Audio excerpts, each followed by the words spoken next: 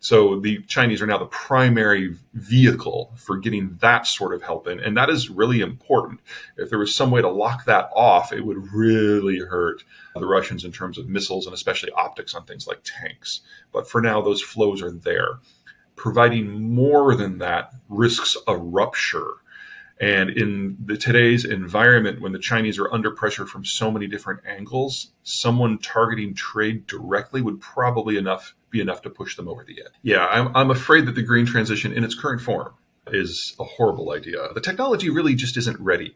Solar panels and wind turbines are great if you're in places that are sunny or windy, but that's not where 85% of the world's population lives. And in most places, especially places like Moscow or Berlin or Paris or New York or Toronto, if you put up solar panels, you're never going to generate enough electricity to pay down the carbon debt that it took to build them in the first place. Just leave the economics to the side. The carbon side is a disaster. But there's a broader problem here, and that's we won't be able to build the stuff in the first place. If we really do want to decarbonize and hit net zero, then by the year 2030, we need 2 to 3 times as much copper and 10 times as much nickel and 18 times as much lithium and on and on and on and on.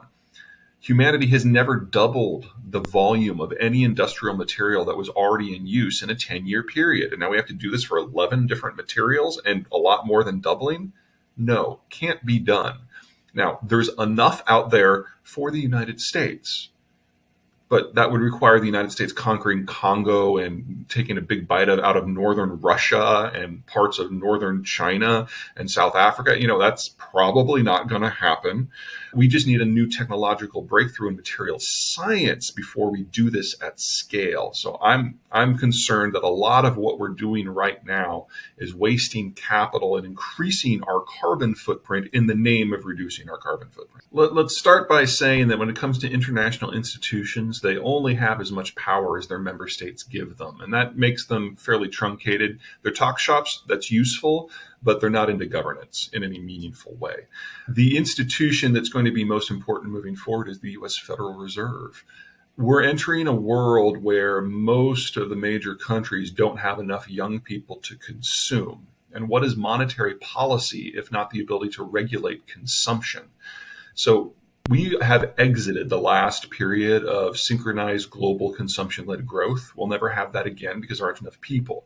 And when we get to the next downturn, whenever that is, only the Federal Reserve is going to have the tools necessary in order to stimulate consumption in the United States again, which means the United States de facto is going to be setting monetary policy for the world because the Europeans, the Japanese, and the rest won't be able to do anything. It doesn't matter if you drop interest rates if there's no one there to buy.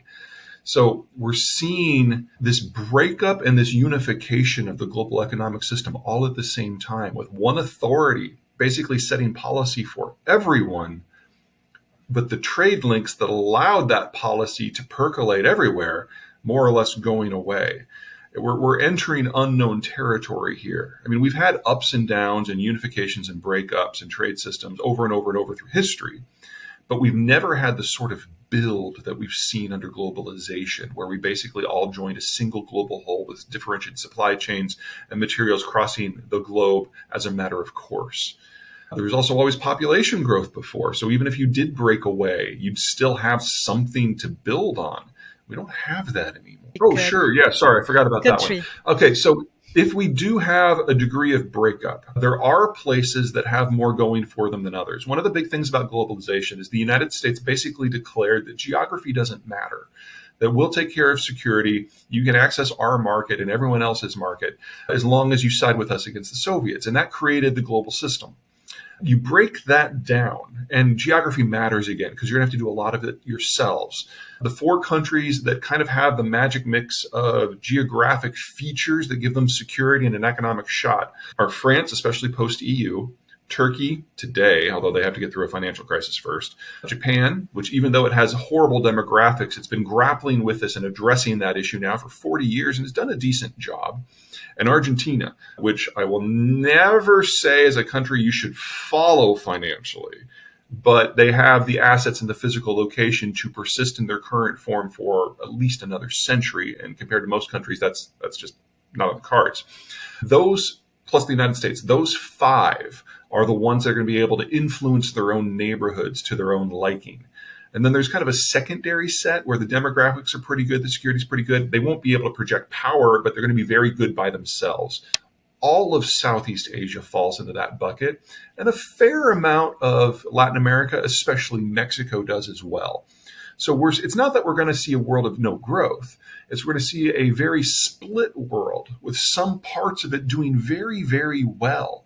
India makes that second list, can't project power, it's on its own. And with the exception of the Pakistan question, it's pretty much going to get left alone, unless it decides to go on a little foray in the Persian Gulf, which could get really interesting really fast. I think the US dollar is only going to become more important. Let me start by saying any international organization of which China and India are both members is one that doesn't do anything because they have different opinions on everything that matters. That includes this currency talk. And if you want to have a new reserve currency, there's a few things you need. You need an absolutely massive amount of currency to lubricate the trade. That eliminates any sort of international partnership. And now you're only talking about the yen, the yuan, the US dollar, and the euro. You need a country that is not involved in international trade from its own point of view. It can't be important to it. So in the case of China, where you're talking 40% of GDP is directly or indirectly linked to trade, they would manipulate the currency day in, day out to get what they want, like they're doing now, like they always have done. The Europeans confiscated insured bank deposits, so no one trusts the euro to be a currency of exchange. And the yen tried this back in the 1980s and got burned, and they'll never do it again. You also have to have a system that isn't going to monetize like mad. And yes, the United States has monetized, but China has done it so to a factor of 5 more. And the total money supply in China is over double that of the United States, despite the fact that it's not a trade currency. So there's no combination of currencies, no individual currency out there that work. And if countries tried to pool and do a joint currency, who runs it? Because they're going to run it for themselves. If you have an independent authority, that will be the most bribed person on the planet. So there's nothing about this that is going anywhere. And in the world we're moving to, where international trade links break, it is even more important to have a singular store of value that doesn't care about the day-to-day value.